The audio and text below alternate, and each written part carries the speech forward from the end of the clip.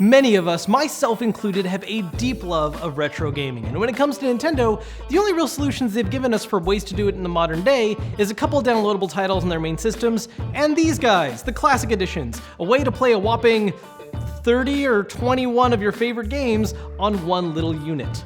But how could they do this even better?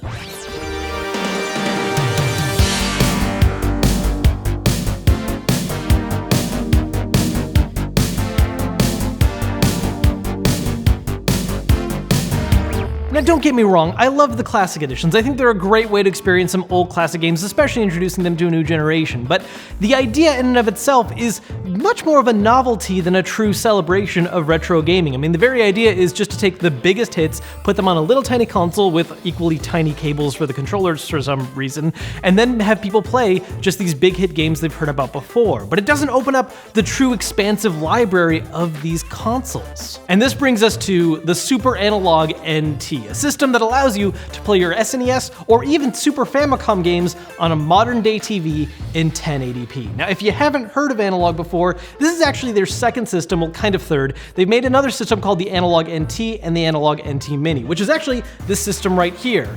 And the thing is, while it was a cool way to play NES games, it was a bit much, in multiple senses of the word. I mean, to begin with, the system ran for $450. And the reason for that is because it uses an aluminum shell, and it not only supported playing games on HDMI, but it also supported RGB, S-Video, AV, all these different options and stuff that, honestly, at the end of the day, aren't entirely necessary when your main goal is to just play a classic system on a current TV. So it was a neat idea, but something that was just a bit much even from an enthusiast stance. And that's something that they've changed with the Super. Now, of course, the obvious difference between the Super Analogue and the original is the fact that this is designed for SNES games, whereas the original was for NES. But there's a lot of differences in the design logic that went into this system that make it much more affordable and, honestly, in my opinion, 10 times better than the original. First off, there's just what they're built out of. I mean, the original one is this aluminum case, which is kind of cool, but way over the top. It makes the system bulky and heavy. The Super, on the other hand, uses a more traditional plastic. It still has a little weight behind it because of the insides, but it actually feels like the perfect amount and just looks much more like an actual gaming system rather than this monolith we have right here. A nice little touch too is it actually has this non-stick surface on the bottom, so it's going to stay nice and steady wherever you set it up. Another huge change is when we look at the back of the system when we talk about the ports. The original Analogue, like I said earlier, supported all kinds of stuff, RGB, S-Video, AV, whereas the Super Analogue chooses to focus just on HDMI, which, yes, is technically a downside. We're losing more options, but honestly, the main point of the system is to hook it up to a modern TV. So this allows it to focus on just that and make the system way more affordable. There's some other changes too to how they handle the hardware inside of the system. The important thing is this is able to play your SNES games, and instead of costing you $450 like this guy, it's only running for $190, under half the amount. What?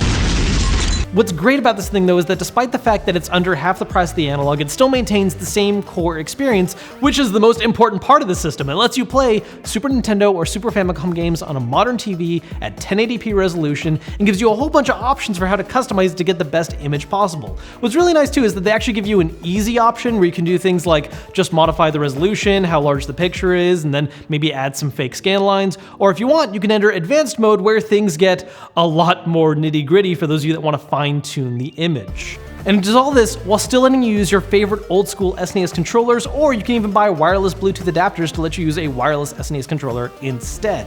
And in fact, they actually made a whole line of them that are paired with these systems, which, by the way, I may not have mentioned that this plastic design now comes in 4 different options. This is the classic inspired by the SNES, but they make all kinds of other ones too based on the Famicom, a pure blackout design, or even just a clear one.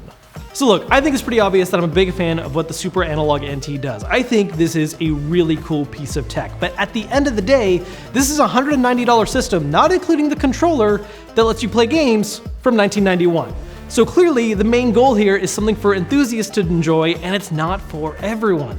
So you just have to think, what is the happy medium between this and what Nintendo's doing with the classic editions? Imagine if we had a system that was something the size of the Super Analogue NT, still allowed you to play old school games in 1080p on a modern TV, but dropped all the focus on fine-tuning and things for the enthusiast, instead focusing on something friendly to the average user. And combine that with a digital storefront, something that allows you to play games digitally like on the classic editions, but instead of limiting you to just 20 or 30 games, it's something that you can expand over time, purchasing stuff. And if Nintendo doesn't have the rights to a game anymore and can't sell it that way, well, no big deal. Find the cartridge and play it. I mean, it's just the perfect happy midpoint and something that why isn't Nintendo doing this? He said it! He said it!